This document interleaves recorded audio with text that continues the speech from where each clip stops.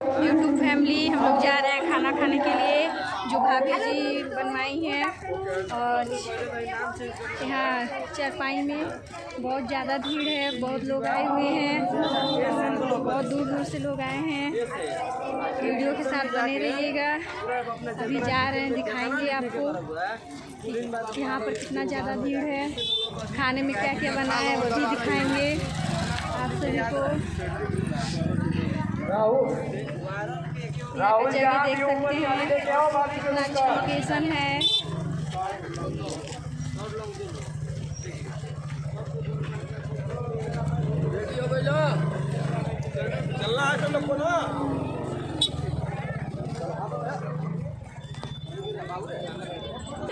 देखिए बहुत ज़्यादा लोग खाना खा रहे हैं।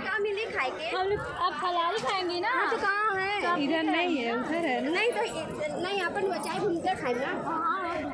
उधर है, उधर उधर।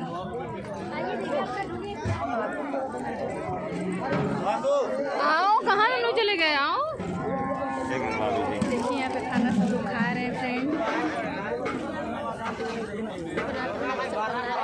खाली हाथ कहाँ?